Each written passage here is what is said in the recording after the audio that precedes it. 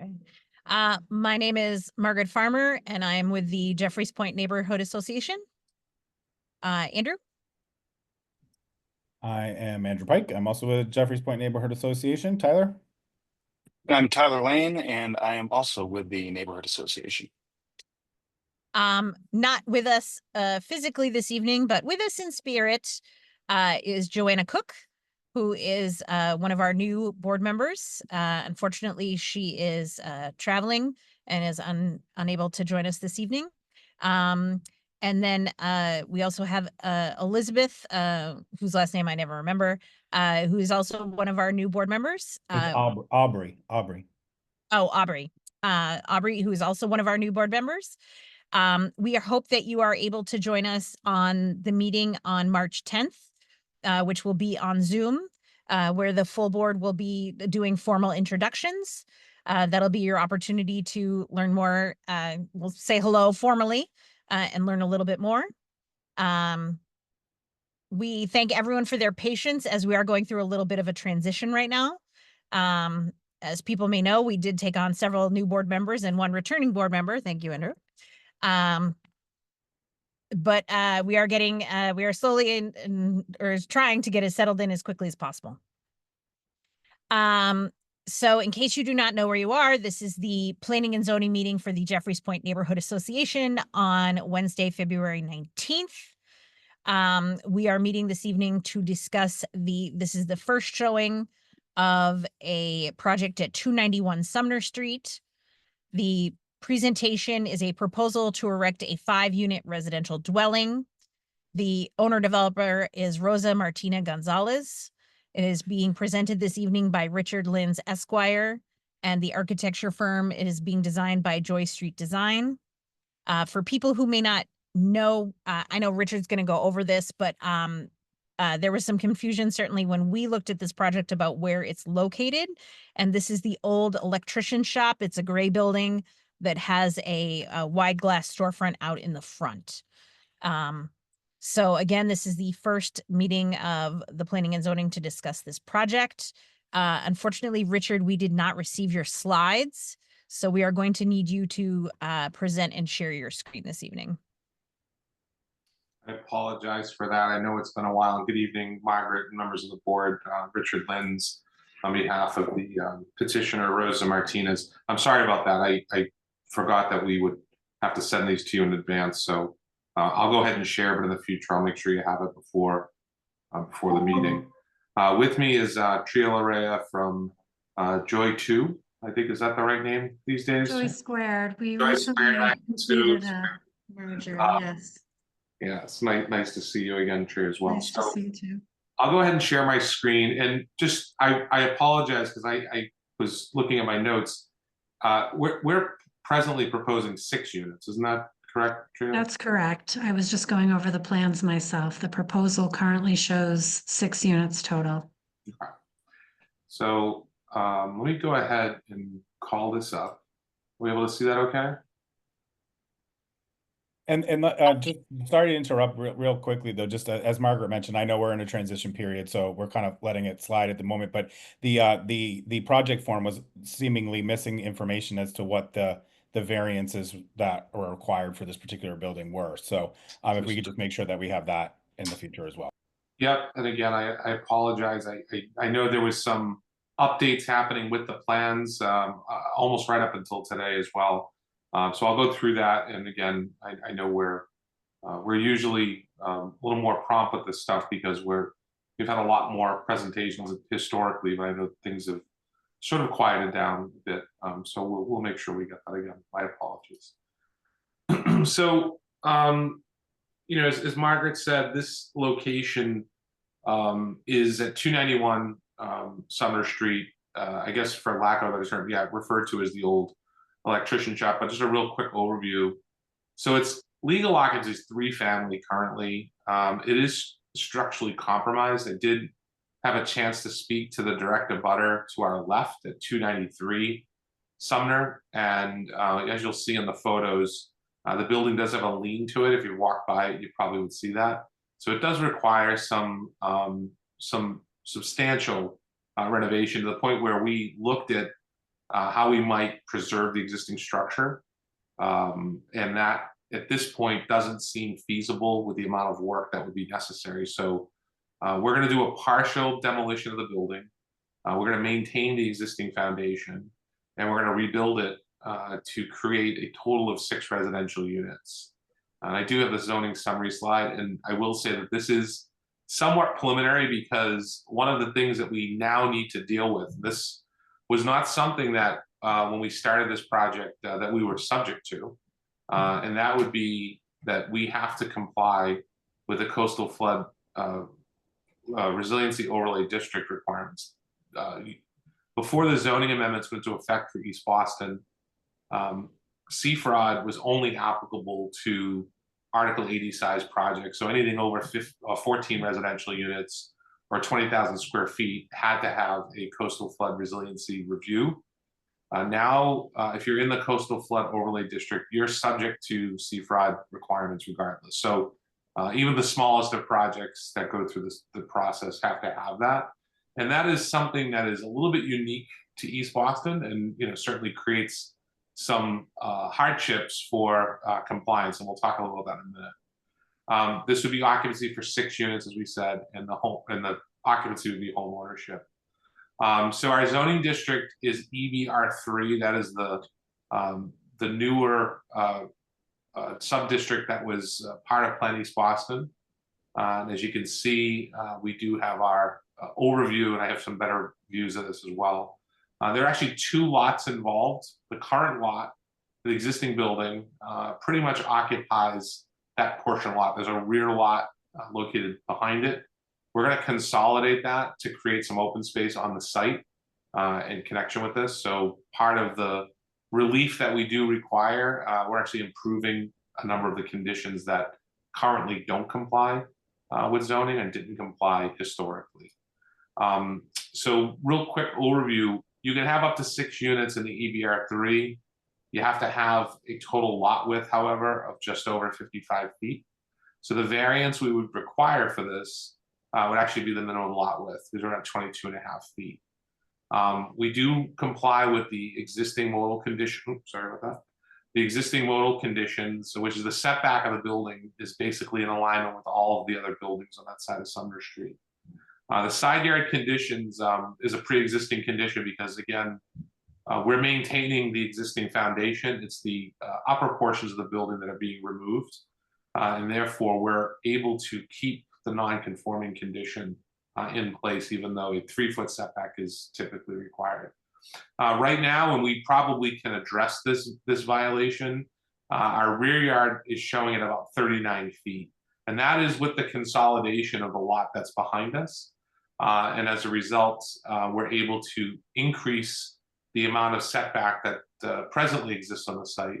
Right now, it's at about 1 to 2 feet, and that will be increased to about 39 feet. However, we're still required to have about 41 feet of setback under the new rules because the minimum setback is about 1/3 of the lot depth. This lot is about 125 feet once combined.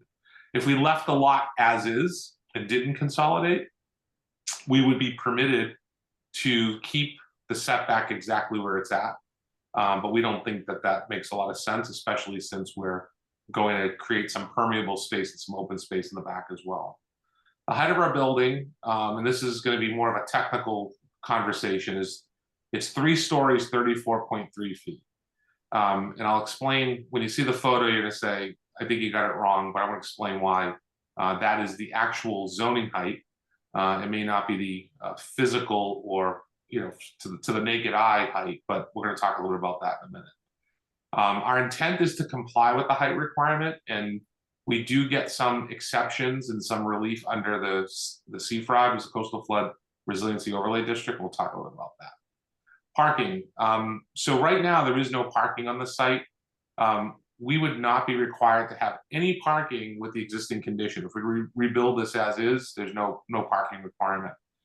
Because we're adding a total of 3 residential units, we're only obligated to add parking for the units that we're adding to the building. So therefore 3 spaces would be the requirement, not 6. I know some people will say, well, it's 6 because it's 6 units, but we get credit for having the existing condition, and so we're not required to have spaces for every unit.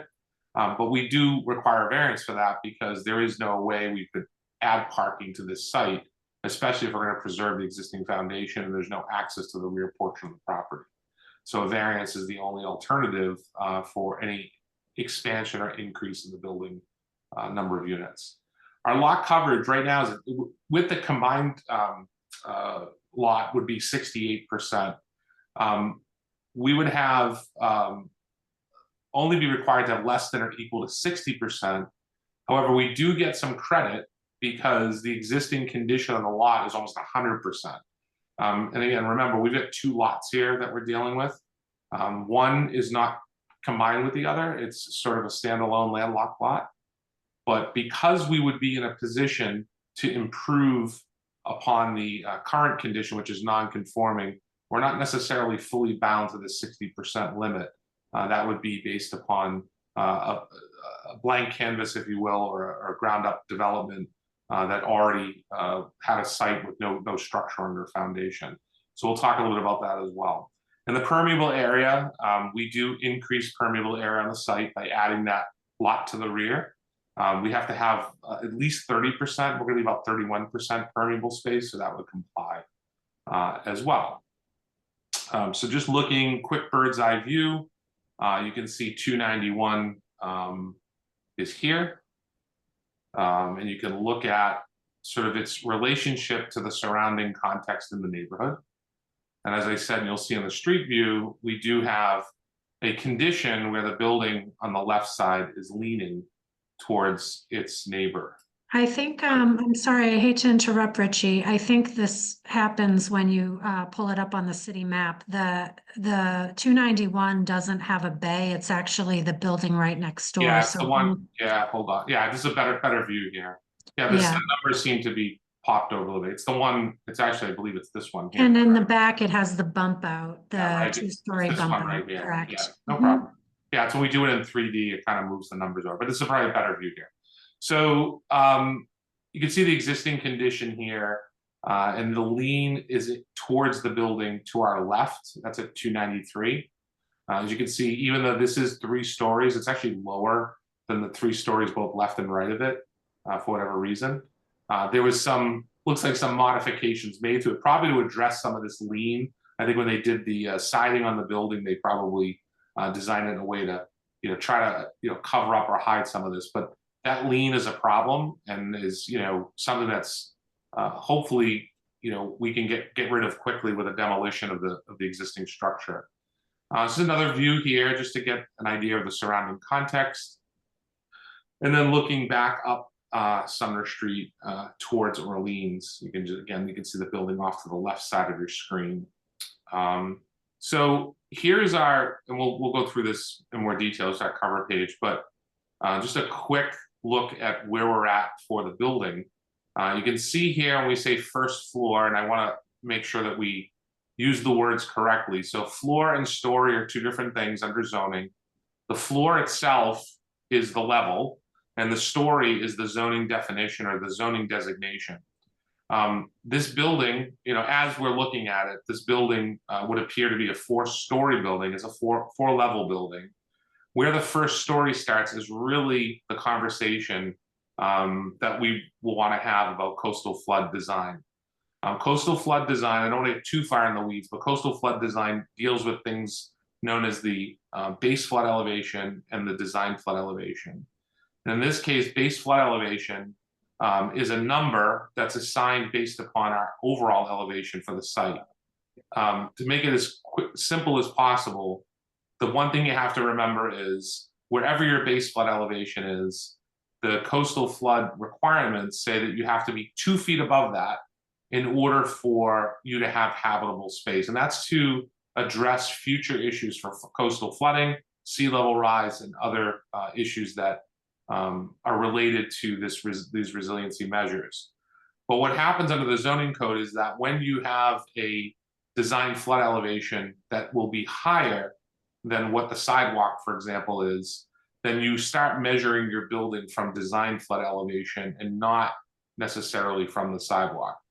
Anywhere else in the city that's not a coastal flood resiliency overlay district, would measure the height of the building from the sidewalk. So you can see, Joy Squared has put the height of this building at 38 feet 2 inches.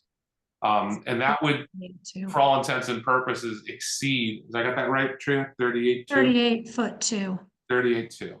So for all intents and purposes, the height limit in this district is 35 feet. And therefore, at first blush, you would believe this exceeds the height limit. The truth is that I would estimate, and this is one of the things that we're going to continue working on, is that the actual design flood elevation is going to be about 4 feet off of the sidewalk. And when we get to that, that means we measure from 4 feet above the sidewalk, not necessarily from the sidewalk. And we would be at about 39 feet with the design flood elevation for us to get to the actual allowable height. The second sort of analysis that happens is the number of stories. This district allows for 3 stories maximum. So under the zoning code, there's a formula to determine how and where your first story lies. And the definition of story is that which is 65% or more above grade is considered your first story. So in this case, if you look at this building, you know, if this were not in a coastal flood district, this would be your first story because that's clearly 65% or more above grade.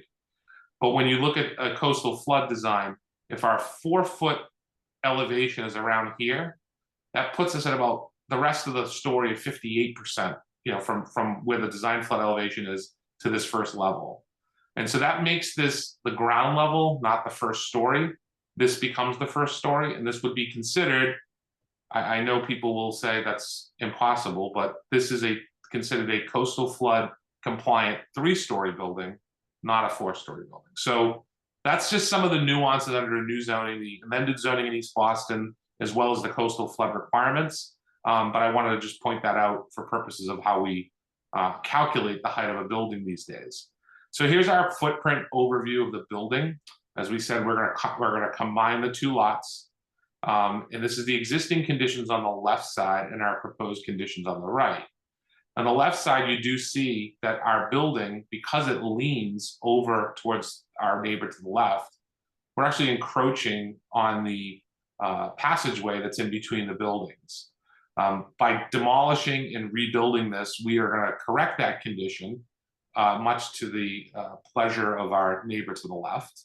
And we're going to keep the building, obviously, within our property boundary with the setbacks that that would be proposed, as you can see here. And my eyes are terrible, Tria. So I think that's is that 3 feet 3 inches here on the right side of our building? That's correct. And then it sort of juts in about 4 feet, which is an improved condition from what currently exists today. So this side of our building actually is probably closer to our property line.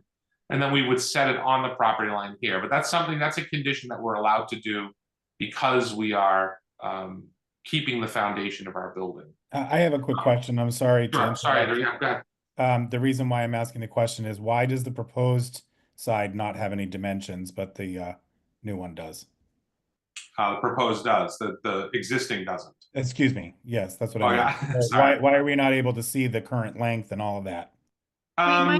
We might be able to see it on the survey. Yeah, I have it.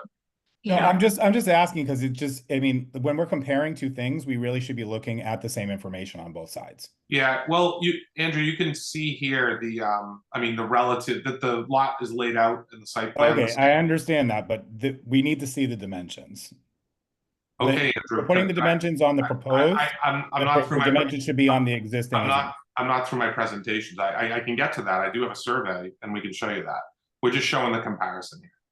So what we're seeing here is the layout with the addition to the rear, and then this will all remain as the open space in the back of that permeable area that we are including. So we do have our survey. This shows, and again, I'll pass this along so you can see it a little bit better, but you can see that the dimensions of the setbacks, including our setback of about 39 feet from the back of the back property line to the back of our building. We do have a stairwell that is required for egress. It's uncovered.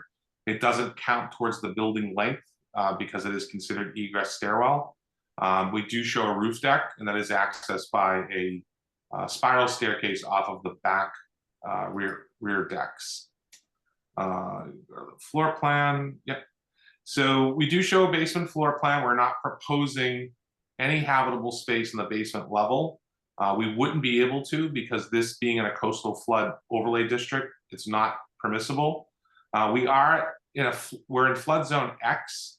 However, even though we're in a flood zone, flood zone X, we're not considered a flood hazard plain. We would otherwise be able to have habitable space, but because it's in coastal flood, that first level is the area where we would be allowed to have our first level habitable space. So we don't propose any habitable area in the lower level. It would be used for strictly for storage and mechanicals, which is permissible in the coastal flood.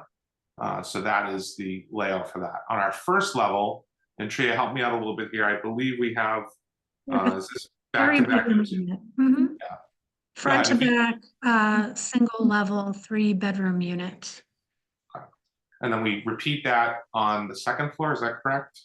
No, the second floor has a studio at the front, which is a little over 500 square feet, and a 1-bedroom unit, 660 square feet to the rear. So if you go up the stair, you see there's a landing with 2 doors off it. So a front studio and a rear 1-bedroom with deck space Sure. off the back.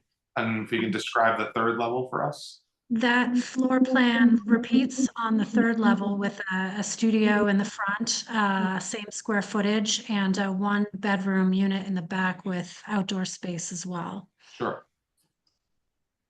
And then our fourth floor plan, which is technically the 3rd story. Correct.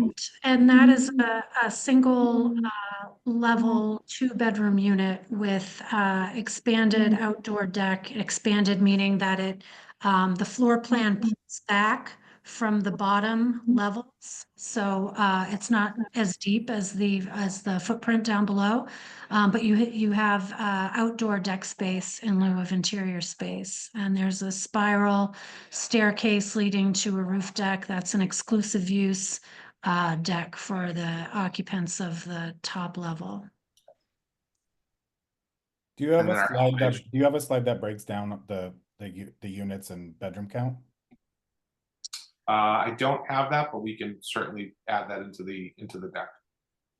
Yeah, I gotta say that was really confusing. I appreciate you running through Extremely. it, but it was very it was very confusing. Yeah, and I want to apologize. I noticed that there was a unit breakdown on the cover sheet, and I'll just say I was catching up on the history of this project. I think we had some revisions and that chart didn't get revised, so I apologize for that. And when we return to the neighborhood, I'll make sure that that's updated along with the dimensions for the existing footprint, as Andrew had pointed out. So just looking at our elevations again, we see the section of the basement here that is being maintained, our first ground level, and then the stories above that with our overall height of 38 feet 2 inches. The rear elevations show the decks, the spiral staircase, and then obviously the egress to get out of the building. There would be sufficient egress out to Sumner Street from the right side of our building, where we have that 3-foot setback, 3+ foot setback, plus the 4-foot setback. Looking at the right side elevation, because we do set the building back 3 feet, we're able to incorporate the windows and openings on this side.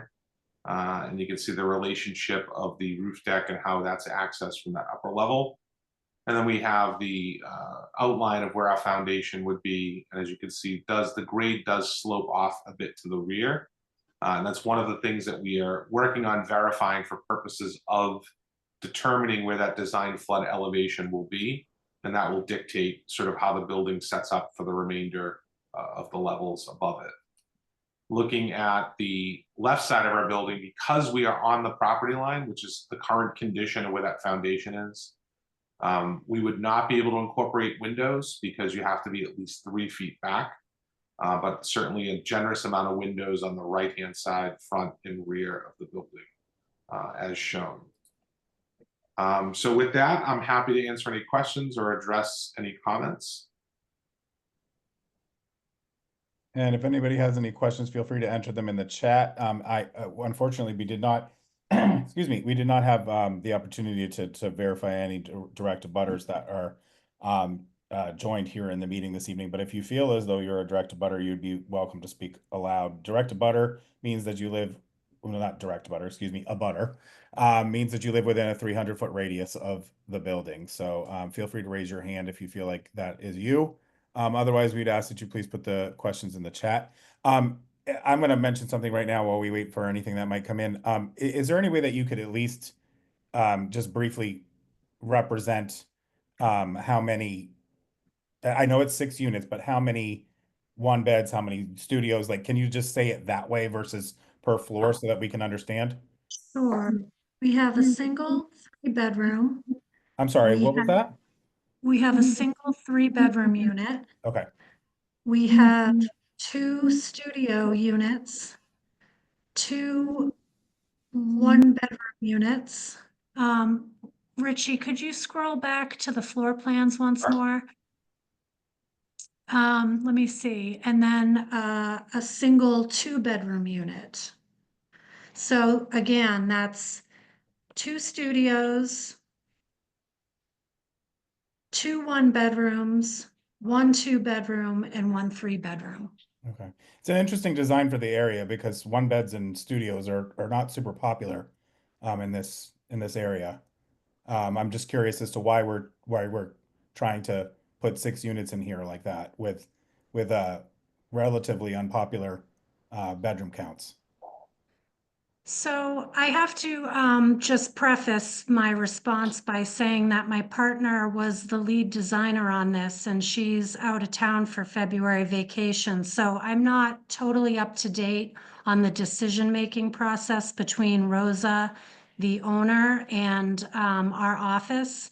But I can tell you that based on the feedback that we hear from neighborhoods, there's a need for a wide variety of developments with differing bedroom counts. And to your point, it's a little bit rare to have a development that has studio through 3-bedroom.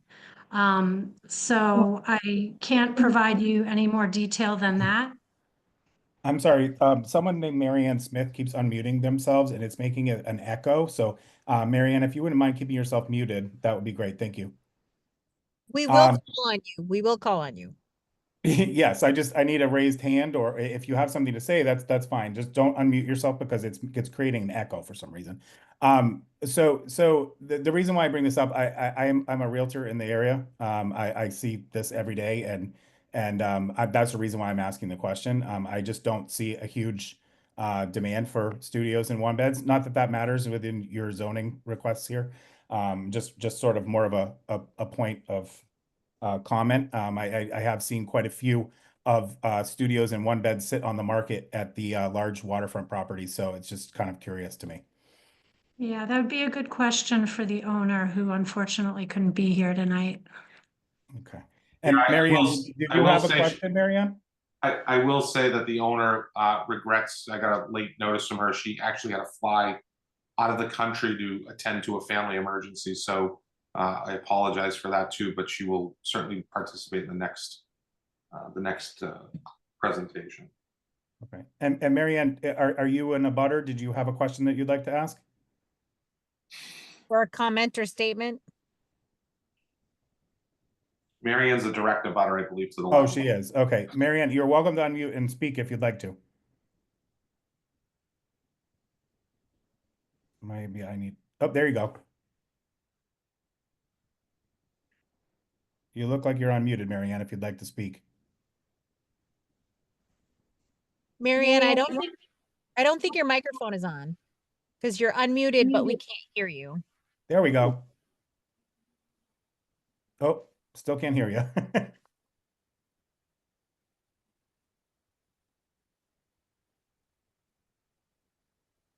Marianne, unfortunately, we're not able to hear you. If you would like to put your question in the chat, we'd be more than happy to to read the question for you.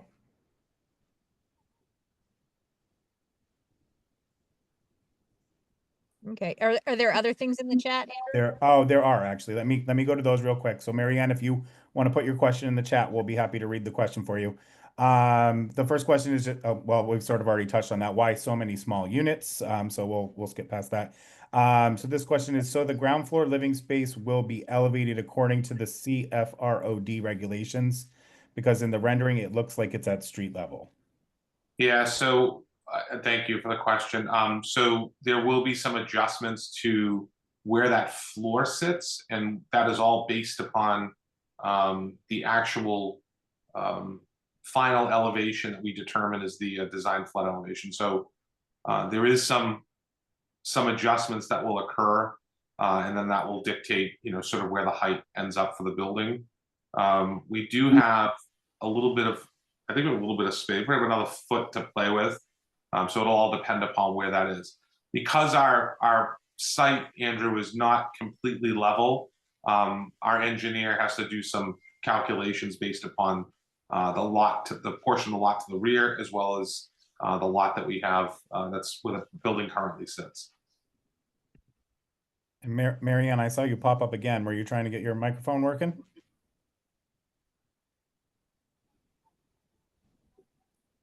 Okay, Marianne, if you want to email board@jeffreyspoint.org with whatever questions you have, we can make sure that they get over to Attorney Lintz. Next question in the chat is, the roof deck is the roof deck recessed?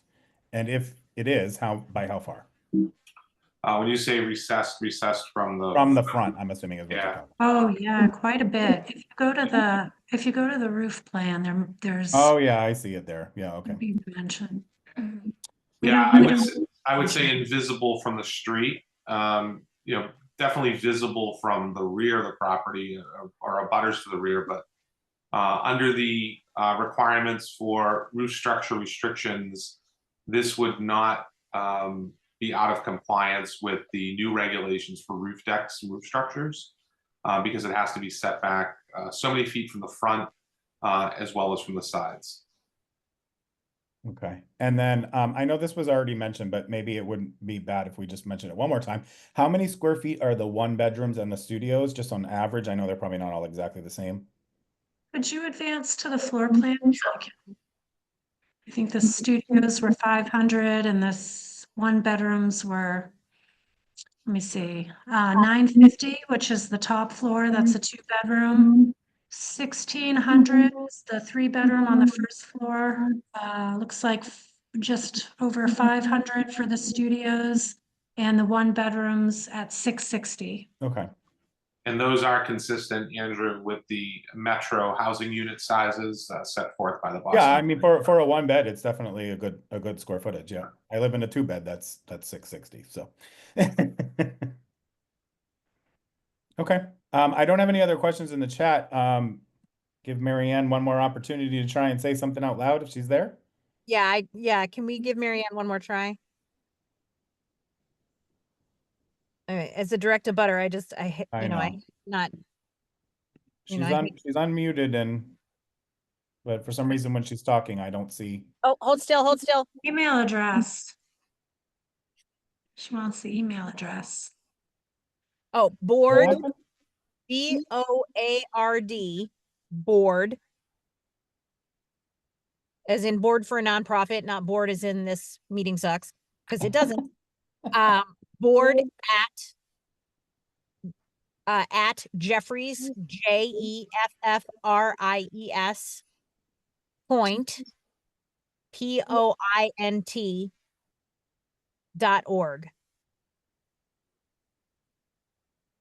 Board@jeffriespoint.org.